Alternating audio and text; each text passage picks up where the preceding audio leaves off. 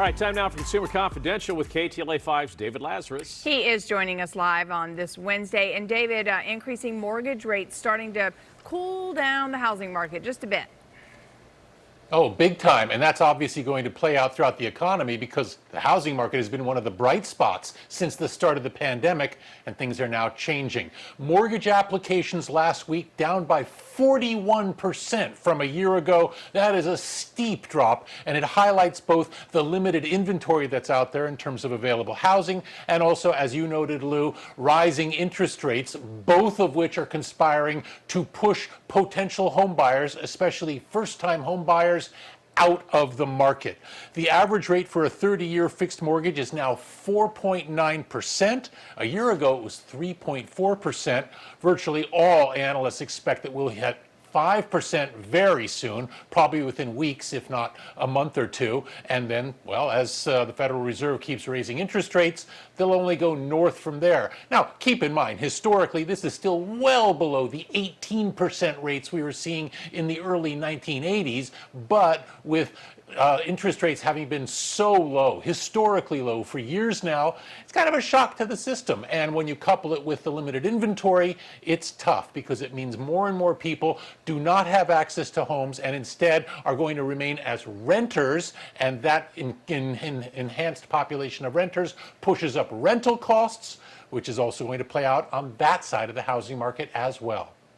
All right, JetBlue makes a bid for Spirit Airlines. Not maybe they won't really want to buy it, but you know, it's there and somebody else wants it, so. Kind of like from Hollywood Squares, Paul Lynde Block. I see what you're saying there. But no, they are making a valid play here, and I'll get into that in a sec. The news here is JetBlue offering an all-cash $3.6 billion offer for Spirit, which is a discount airline. Now, just 2 months ago, Spirit had announced that it was going to merge with Frontier, also a budget carrier, and that deal is now, well, in play because the Spirit board, in response to the JetBlue offer, says, okay, we'll take a look at what JetBlue has to say and we'll try and figure out what's going to be best for shareholders. So it could be that the Spirit Frontier join-up is now going to be roadkill. We'll have to see. What's interesting here is this really highlights the fact that the airline industry seems to see consolidation as a key way to come out of the pandemic stronger and also more efficient. Also, the air industry knows that U.S. passengers care first and foremost about low fares, so budget airlines are very attractive. Now, if Spirit and Frontier were to get together, that would give them a stronger presence here on the West Coast, which would probably be good because there'd be more competition. A JetBlue Spirit tie-up, on the other hand, would make JetBlue more attractive on the East Coast. So there's a geographical difference to how this could play out, but it could be weeks, if not months, before the Spirit board decides what to do. And what about the higher industrial fertilizer costs that are threatening the global food supply?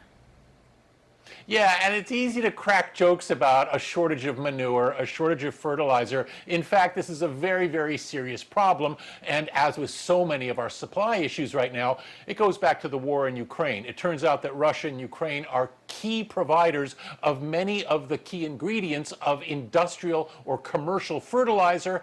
Those supply chains have been disrupted. That means that fertilizer costs are now soaring to record highs.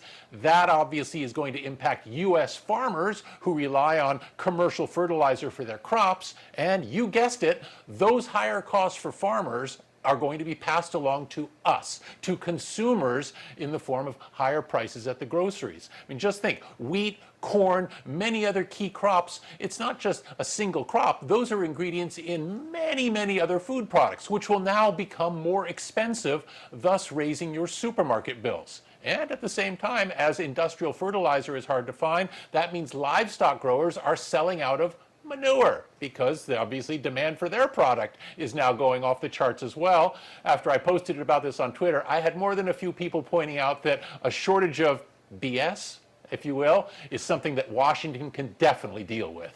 Back to you guys. All right, David, we'll see you again at 1 o'clock.